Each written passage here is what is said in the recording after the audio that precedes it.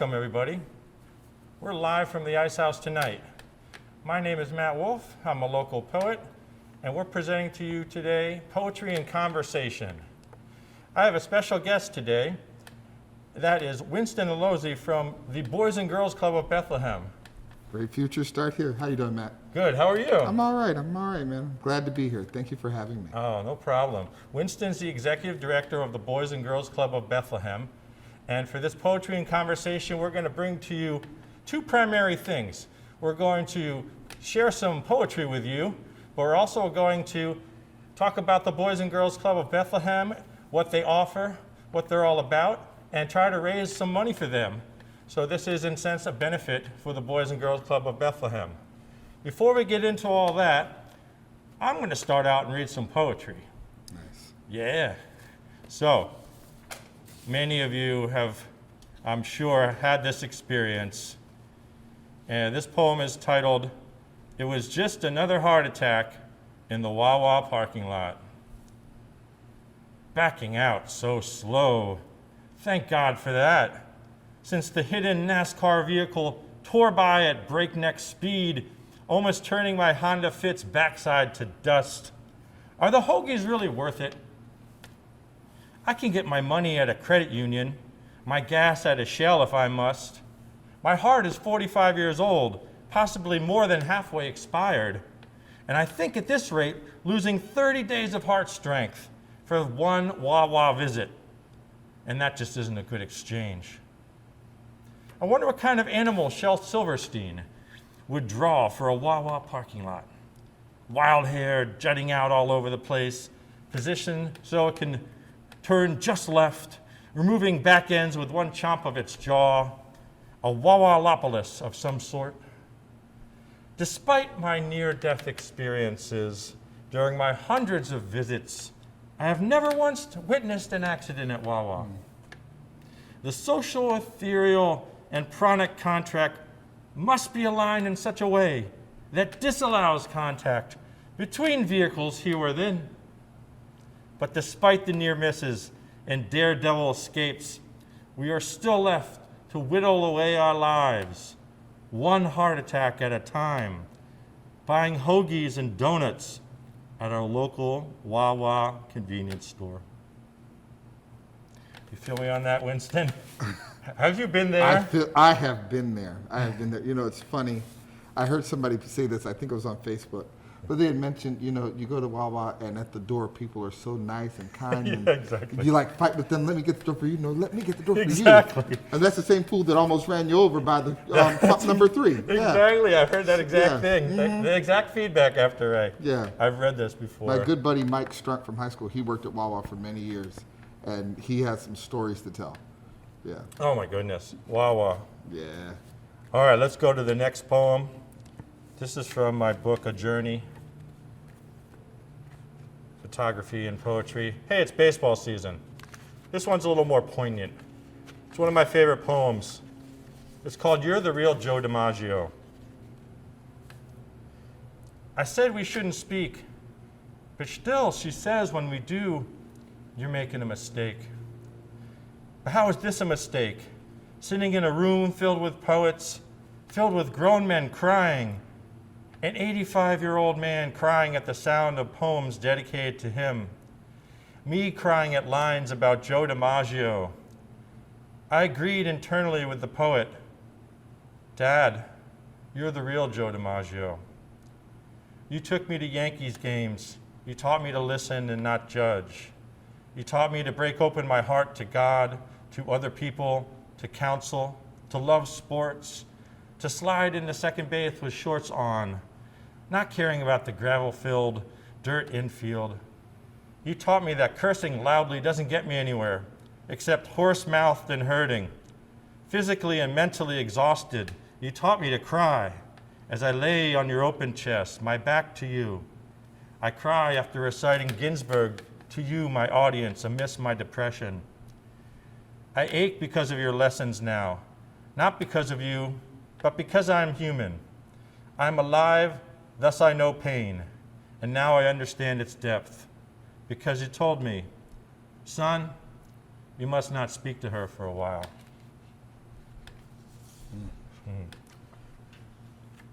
True story. Yeah, it's about my dad. Yeah. That one, yeah. Good stuff. Always been there for me. So let's segue to a place really close. This is a photo from the book, right across.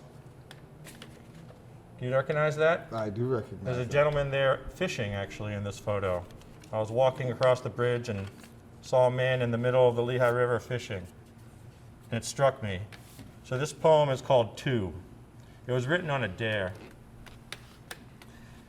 Deer standing side by side on a mountain that has seen so much. The deer sense all of my previous thoughts.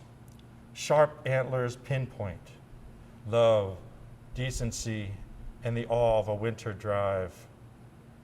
Slow descending, snow delicate on every branch. Happy to taste white mountain, ground. Put down your winter coat. Feel the rawness of my touch, the humanity I share with you. I will hold whatever fits of you in the palm of my hand. Both hands, maybe a lifetime, or maybe a winter's walk against the storied backdrop. Many have come before, but none with a story like ours. Every day a new snowflake, unique one drops and then disappears. How many days of ours are like these, besides all that have ever come before? I like that. Thank you. My poet friend just came out and she just dared me. She says, I want you to write a poem by midnight tonight. It was late in the day, we had just hung out. And I said, okay. You know how you get challenged, yeah, okay. Bravado. So, I'm gonna write this poem. yeah. So I wrote a poem, and then I wrote number 2. I wrote 2 poems, and I called this one 2. So that's where it just stuck to me. I just thought it's just different, and you can use it for the 2 deer standing side by side if you want. Yeah. Just to read it that way. So it's funny how poems and this creativity comes up. That's so true. I was literally backing out of a parking space, and that guy almost took me out, and then I said, that's the poem. I'm going to finally write that poem. Incidents of life, incidents of, whether they're catalysts for change or just something that sparks you, whether you see something in your yard or something happens to you. Those incidents of life are really what spark art. Absolutely. Yeah. There's so much unexpected. Yeah. And it just shocks you into the experience of the Yeah. now. Yeah. And it could be one way or the other, quote, good or bad, but it's a creative moment. Yeah, definitely. I want to read one more. This was one that is pretty topical stuff going on. There's been a lot going on with a Black Lives Matter movement, with police brutality, lots of social justice issues in the news. We all see them over and over. And something got to me the one night. I'm typically don't paint a one shade of like a police officer or police officers being good or bad. I'm not going to do that. There's extremely helpful, extremely positive people on the force, a high percentage perhaps.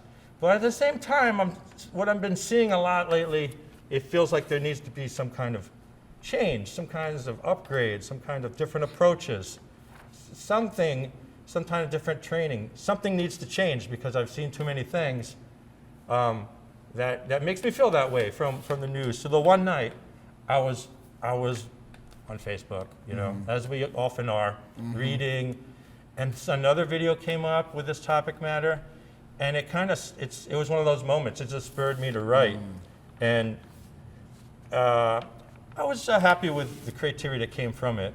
So I'll read that one as my last poem, then we'll get into the Boys and Girls Club. So I was sitting under a tent in the rain, rolling familiar consonants off my tongue like jars of spiders. I've ceased to understand phrases like to protect and serve. Well, I guess the who was in the fine print, written in black ink. How ironic. Under dark clouds and tents under the rain, falling in buckets, running down, seeping into cracks, creating more fissures, at the same time feeding soil, creating growth. How should I look at the water? Should I welcome you onto my face, into my weary eyes, tiring from social media screens, repeating bloody blue news? Or should I shelter my head, my eyes, under my umbrella, not let the drops make me feel uncomfortable? Stare straight down, walk straight ahead, get to a place of shelter. A hard rain is a-falling, but I'm comfortable in my well-lit living room, while underneath the foundation is shifting, the growing life causing the ground to swell. Too much rain cleaning out our eyes, our bodies, our minds. I sense a groundswell springing forth. Do you feel it? See it too? Do you sense the flow causing your life to change?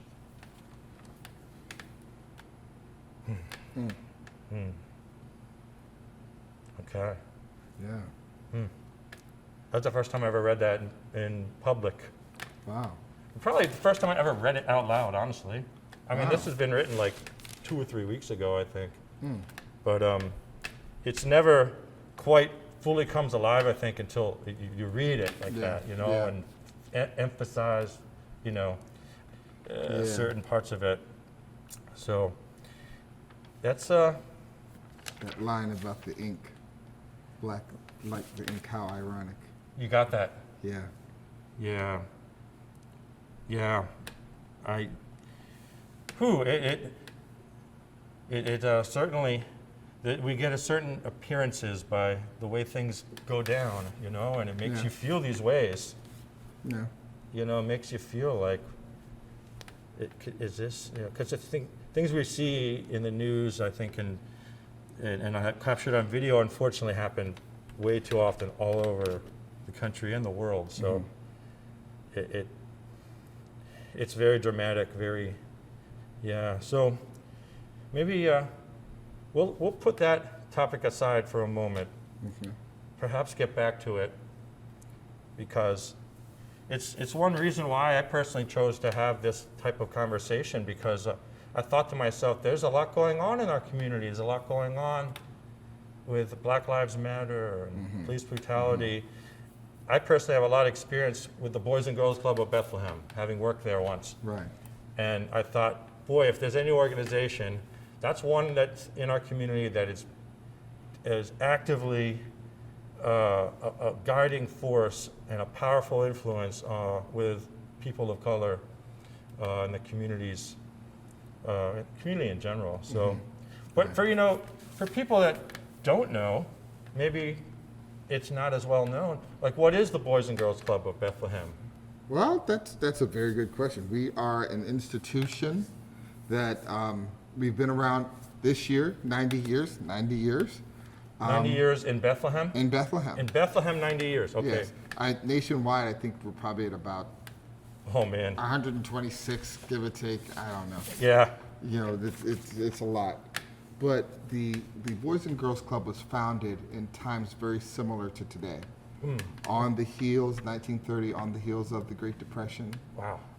Actually, in 1927, going back that far, Wow. there were already trickling signs of things going on, because there were youth out in the street that were vandalizing property, running about, you know, getting into what kids get into. Sure. Whether it's 1927, whether it's 2017, Sure. they're still doing the same thing. Yeah. And it was thought then we need to do something for young people. So some prominent businessmen, R.K. Laros, Michael Schrader, an attorney, Mayor Johnston, Mark Feifel, a whole bunch of people. You know, Bethlehem's still big wigs.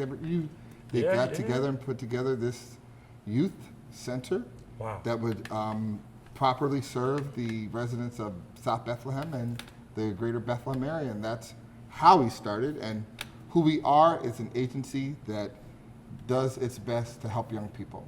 We provide programs that help with character building, educational pursuits, arts and culture, sports and recreation, you name it. You know, we provide opportunities for kids just to express themselves, to be in a place that is safe, in a place that they feel valued, in a place where they have adults that they know care for them. You know, for a long time, the picture was painted, not necessarily in Bethlehem, but in many after-school community centers, out-of-school time providers that, you know, we're saving kids from these awful families. And that is not always the case. Right. We do have our share of those. Yeah. But that is not always the case. But we provide an avenue for where kids can be kids. Young people can be young people. Young people can feel appreciated, feel that they can have a voice, feel that they can have somebody that is not mom or not dad, you know, that they can turn to and have discussions. And we pride ourselves on knowing that, you know, being there for our kids, whether they're 5 or 18, that we can be there for them in those ways. That's beautiful. That's beautiful. And I learned a lot from what you just said. I didn't know it went as far back as Mayor Johnston. Yes. And at that period, I know it's just the boys' club at that time. Just the boys' club at that time. It was a boys' club, and it was on the south side. Yep. In the old Excelsior High School building. Oh man. That was our address up until 2 years ago, 115 East 4th Street. 115 East 4th Street. Mm-hmm. Wow, man, this is great. What kind of librarian am I? I kept looking for that information. I was trying to learn that information, and I couldn't find it. Why didn't I just ask my buddy Winston? I could have just texted her, hey, what? I didn't expect to hear that level of detail, just because, you know, I just didn't know that it was that time period and those exact figures, because they are huge figures when Bethlehem came together. Exactly, 10 years after the amalgamation. Yeah. Right. South side and north side. Yes, and west side. Correct. And you know, figuring out how we're going to make it through the economy. You know, much like today, a nation that, you know, there's a lot that's going on. We're in the midst. You know, the economy was going good until this pandemic happened, and then the economy started to take a tank. Yeah. People losing jobs left and right. So, just like they did in 1930, today we, you know, had to reinvent, we had to pivot, we had to figure things out. You know, one of the stories I'd like to tell about during this period of COVID is that in the Marvine Pembroke neighborhood, that's where our site is now. Yes. In the Marvine Pembroke neighborhood, there were several incidents of vandalism that occurred where over 15 structures, you know, like outbuildings, you know, sheds. The sheds out there. A couple houses, and the club all got tagged up by some vandals. A little graffiti on there, you know, nothing that Banksy would be proud of during the quarantine. Yeah. You know, many other people would have been, you know, these young people, the kids. What's wrong with the youth of America? Destroying property. Oh, yeah. No, I mean they're kids. They're kids. They had nothing to do. They were bored. What the old saying, idle hands to the devil's workshop? All right, so I'm not mad at them. That just means that we need to be open. We need to be here doing something for them. So. And there might have been a group of 3 to 5. Yeah. You know, really. Yeah. That just want a spree. You know, I might have a little crew and tagging up, but how many kids are in that community? There are hundreds, thousands. When I did the last check this time last year, I'm going to softly say about 820. Yeah, it's really. And that's just within the confines of the housing development, not the neighborhood right behind it, not the people on the other side of our Livingston. fence. Yeah, not counting those. Yeah, That's what it used to feel like when I used to work at the club. Mm-hmm. All right, 1997, 1998, my first job out of college, and I worked. I'm not going to tell you how old I was then. Please don't. Yeah. So I worked in the computer room. The Women's Council there hired me to work with the computers and the students, and then I helped with homework. And we had the large gym where lots of basketball leagues played. I played there when I was a kid, organized leagues, and then the small gym that was open. So there was 2 gyms, large gyms. The games room is hopping. That's the first place people go when they go through the club on the north side.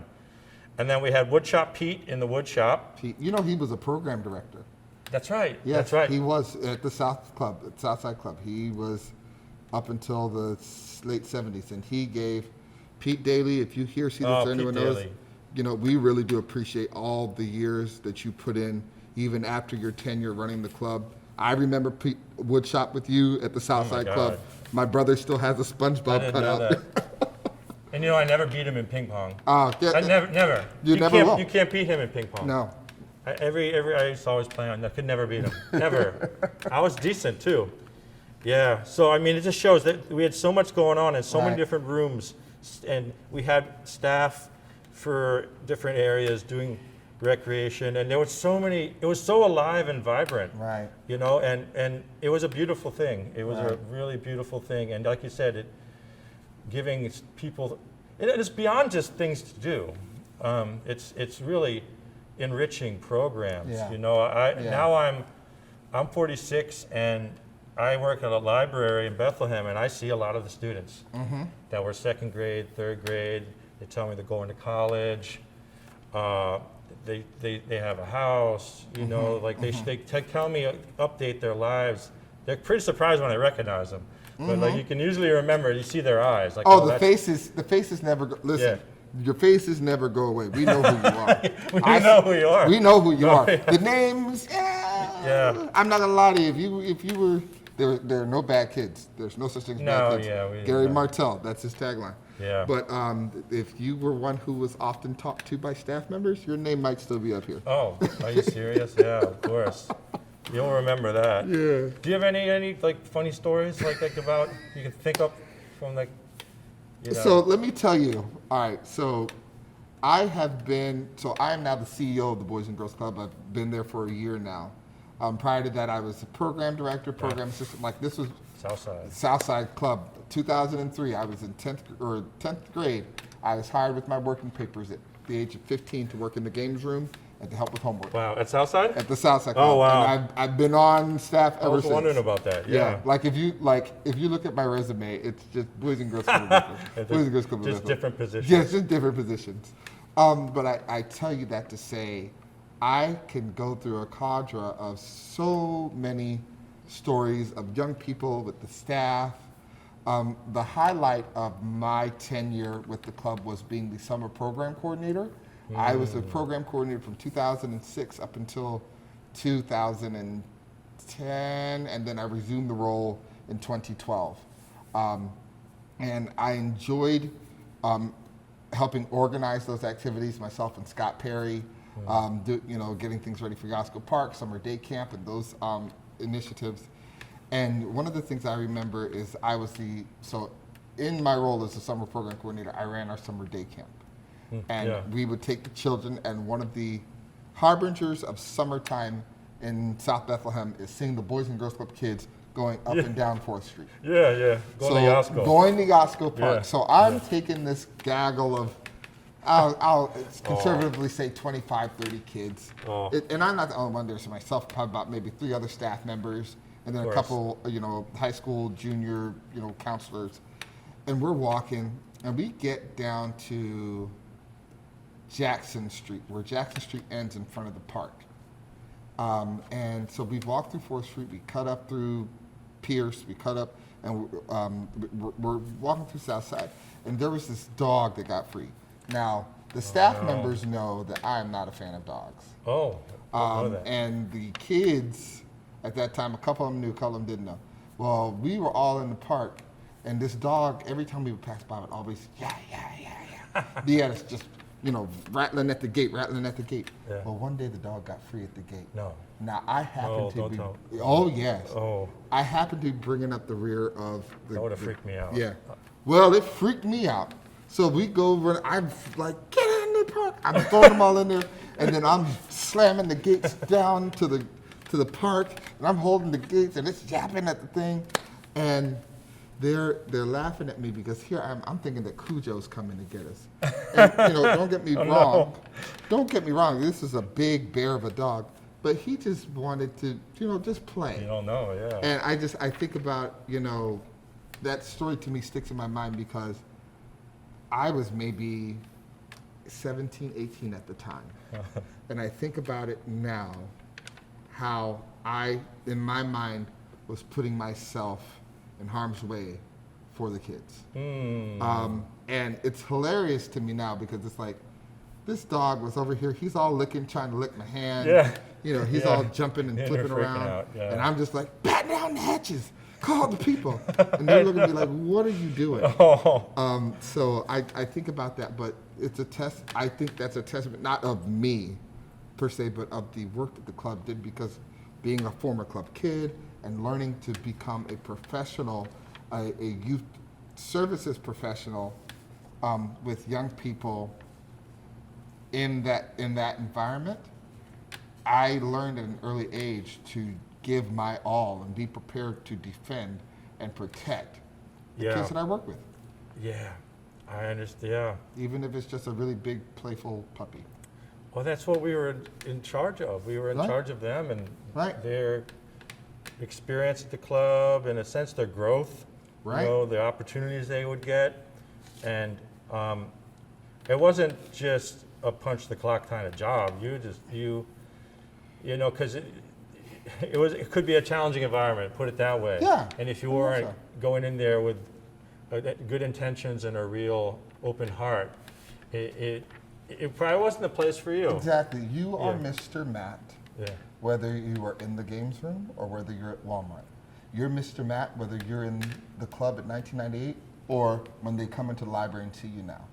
You are still, and I think that is the beauty of working in youth development.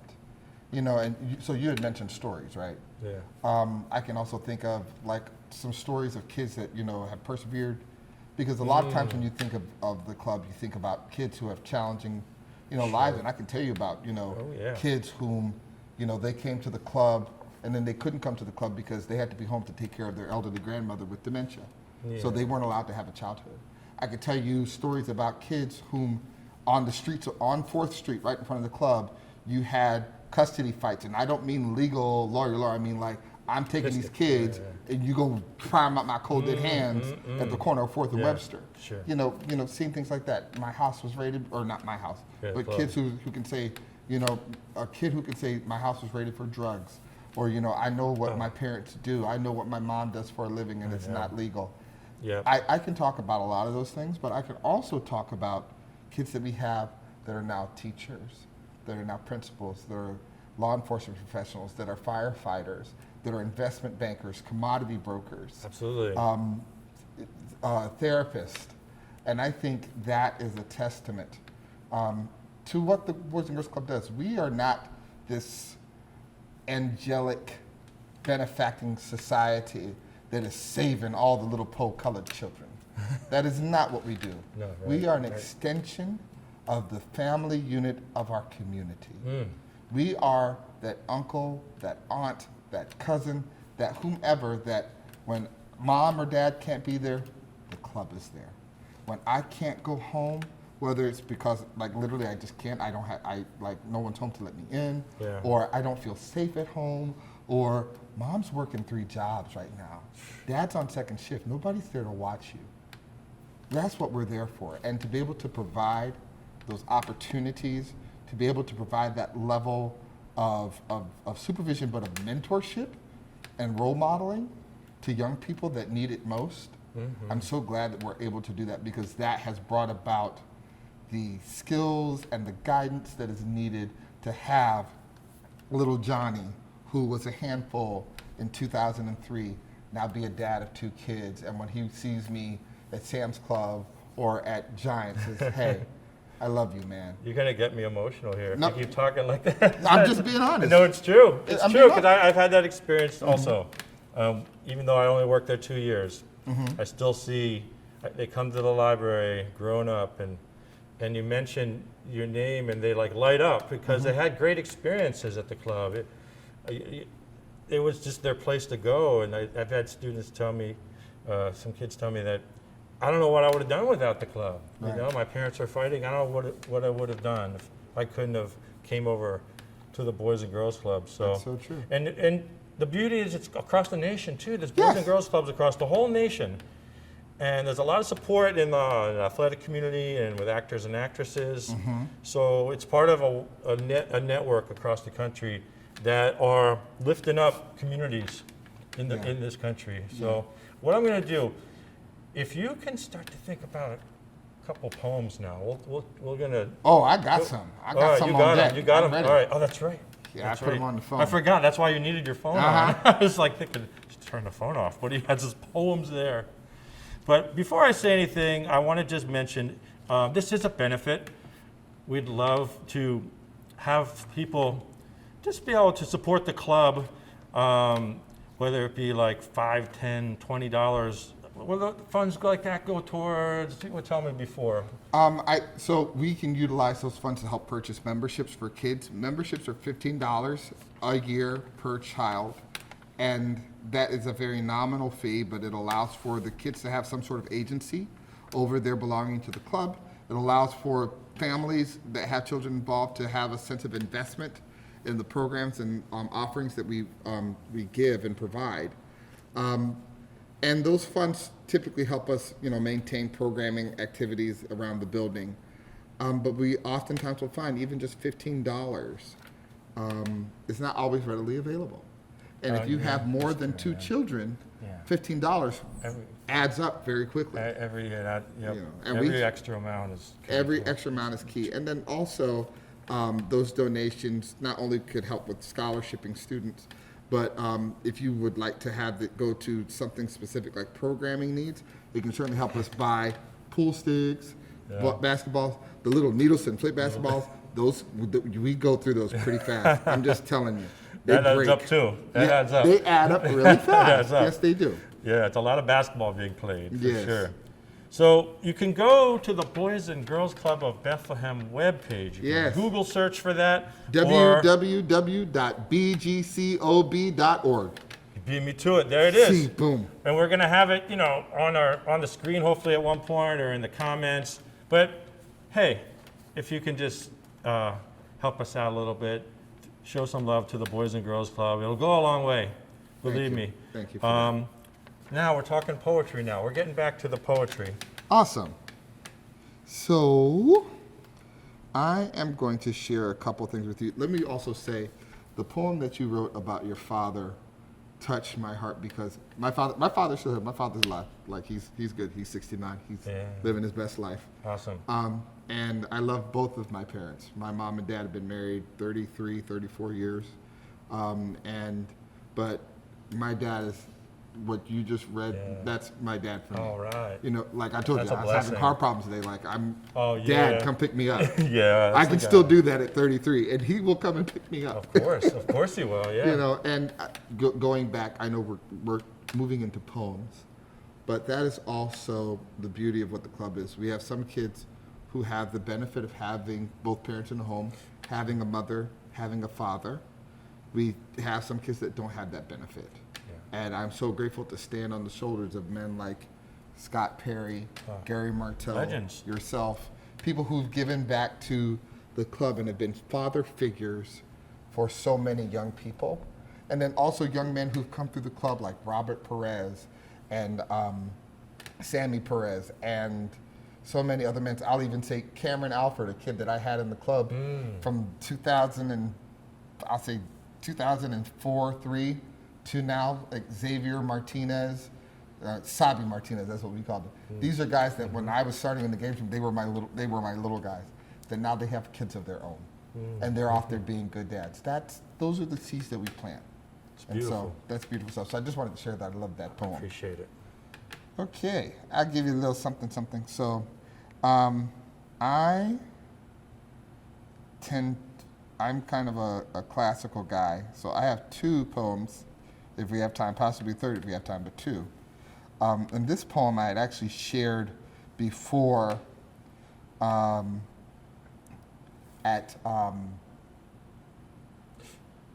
Was that at the yes. the one at the Rotunda? Yes, our favorite poem. Fair Poem Project. Yes, Yeah. Miss Lucrezi, who was my sister's reading teacher at Dunnigan Elementary School. She's I wonderful. love her Yeah, she's you wonderful. want- She's yes. going to watch this, I'm sure. And so she had contacted me, Jenny Gilrain. Jenny, Oh. that's my heart. Jenny, I love you. Her and her husband, Mark. Jenny and Mark are part of the reason why. So Boys and Girls Clubs are often known for athletics, but for me, that's where I got into arts because Wow. they help recruit kids for the Southside Arts Collaborative. That's how I got involved in really doing things with art. And from my experiences with Touchstone Theater, I did stuff in high school. I did a couple things here and there, and I liked it. I liked it a lot.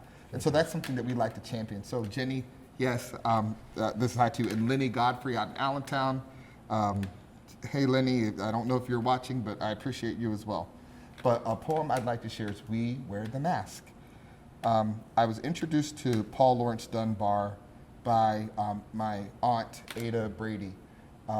Ada Brady, she was a teacher in the district. She was the 4th African-American teacher hired by the Bethlehem Area School District. Yes, she taught at Clearview and Calypso and various other schools throughout the district for over 20 years. And prior to that did work in New York in youth groups and homes and stuff like that. But she was a great inspiration to me. And her mother used to recite the poems of Paul Laurence Dunbar, and she began to recite them. And so these are some poems that I enjoy. So I wanted to give you this. We wear the mask. We wear the mask that grins and lies. It hides our cheeks and shades our eyes. This debt we pay to human guile. With torn and bleeding hearts we smile. With mouth with myriad subtleties. Why should the world be otherwise? In counting all our tears and sighs. Nay, let them only see us while we wear the mask. We smile, but O great Christ, our cries to thee from tortured souls arise. We sing, but oh, the clay is vile beneath our feet and long the mile. But let the world dream otherwise. We wear the mask. I like that one a lot, and I thought it just was ironic because we have to wear the mask. But it's a whole different mask. A whole different that mask. poem's talking about. Yes, Yeah. and so when you think about, race relations today in the United States, and particularly from the African American context or construct, for a lot of the Black Lives Matter movement is become so big because there for a long time many black people who would not say anything about anything. Something would happen, well, look, I'm trying to let people see that I'm a professional.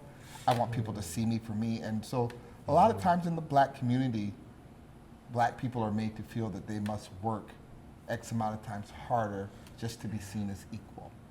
We wear those masks. And it was about the time I was maybe a sophomore in college, I had never been indoctrinated, like, just so you know this is how you live your life. Okay. But I had the realization that this is how I live my life. And I think if people were to ask many of their African American friends and loved ones, they would most likely unequivocally tell them the same thing. And in terms of what's happening today, there are a lot of folks that feel that they, I have to walk a fine line. I cannot say, and that's more the reason why this movement is progressing. And I'm specifically talking about the movement, because sometimes people get shrouded with the misinformation of the organization. But there's more than one organization too. The movement encompasses a great amount of people. Yeah, it's a whole bunch of stuff. Yeah. So, if you're not sure, do a little research. But I say that to say, this poem strikes me even now because of that, because there are many folks like myself who I don't want to rock the boat. I don't want to say, but there are feelings and there are situations and there are instances that people have had, but we wear a mask. I wear a mask. Nobody needs to know about that. I got to keep living. I couldn't imagine that. It's a lot to hold in. Yeah. Thank you for that poem, for No sharing problem. that one. You have one more? I do have one more. This I enjoy. I learned this in a literature class I took in college. For My People Everywhere by Margaret Walker. For my people everywhere, singing their slave songs repeatedly, their dirges and their ditties, their blues and jubilees, praying their prayers nightly to an unknown God, bending their knees humbly to an unseen power. For my people lending their strength to the years, to the gone years, and the now years, and the maybe years, washing, ironing, cooking, scrubbing, sewing, mending, hoeing, plowing, digging, planting, pruning, patching, dragging along, never gaining, never reaping, never knowing, and never understanding.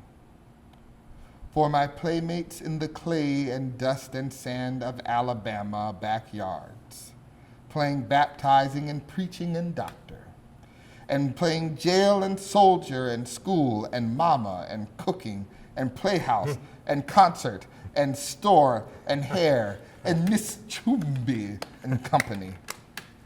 For the cramped, bewildered years, we went to school to learn, to know the reasons why and the answers to, and the people who, and the places where, and the days when, in memory of the bitter hours when we discovered we were black and poor and small and different.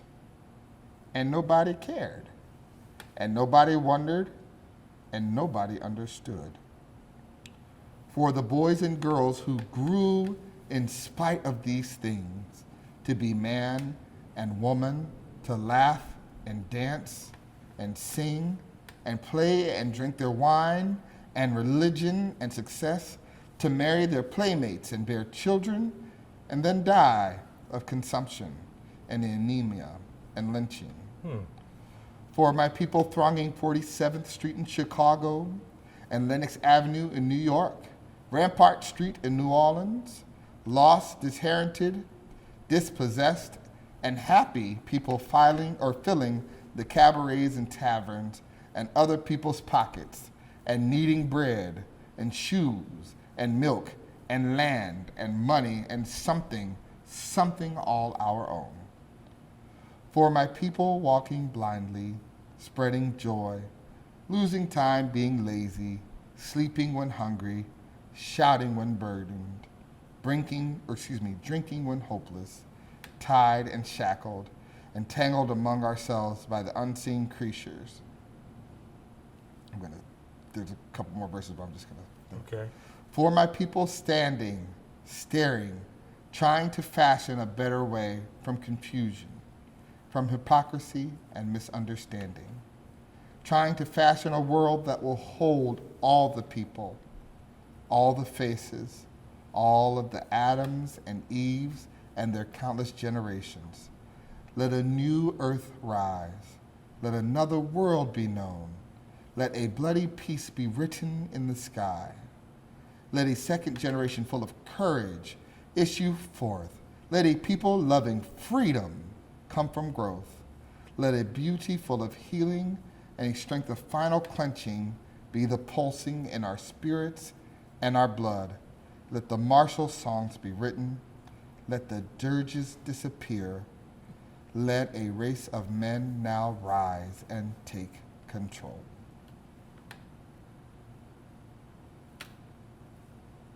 That was beautiful. Have to clap. That was really powerful. Margaret Walker. Margaret Walker. Margaret Walker. You know that poet. God, I love this. Yeah. I love to learn a new poem, a new poet. That is fantastic. That was so big and powerful. That's what I like about it. So much. It's so, yes, it's so much. But yet there's like certain simplicity there. The everyday life. Yeah. People have our everyday lives. Exactly. You know? And the one part I love what she talks about kids. So I'm not a Bethlehemite initially. I've been here 19 years. But I grew up in Louisiana. So when she starts talking about for childhoods in Alabama, I think back to me and my brothers and sisters playing out in the dirt on the side of our house. And I think about moving here, us playing on the dirt at the side of Yasco Park. You know, Sure, and, wow. You know, if I could leave you with anything, is that I'm so happy that this project is coming along because, and these conversations are happening. And I'm glad to be your guest today because the beauty of poetry is that it's a glimpse into people's realities. And not necessarily that a poem has to be rooted in reality, but my experiences, my life experiences have caused me to see things through a certain lens. And through that lens, I get visions that I can pen to paper and share with people. And I hope that, I'm so glad that there are young people who are still writing poetry, whether they're spitting their bars in the corner or writing it in a journal, but I'm glad that that's happening, and I hope that situations like this and avenues like this can continue to allow young people and our country to become more empowered through art. Boy, beautiful. Couldn't put it better myself. I appreciate it. I appreciate you coming to the Poetry and Conversation set. I appreciate you for asking me. Hey, no problem. This was a pleasure, a real pleasure. So we had Winston Alozie, CEO of the Boys and Girls Club of Bethlehem. And if you're wondering, oh, how can I help? You see things going on in the news or in society and wonder, how could I help? There's things going on and I feel helpless. So, one way is to help an organization like the Boys and Girls Club. So we had that website, Boys and Girls Club of Bethlehem. There's a button that says donate, bgcob.org. That is an option, or give them a call. Give them a call. Maybe there's other ways to donate your time, I know, and just contribute to what's going on in the community of the Boys and Girls Club. I want to thank Winston from the Boys and Girls Club of Bethlehem for coming by today. It's been a pleasure. My name is Matt Wolf, and I hope you have a wonderful evening.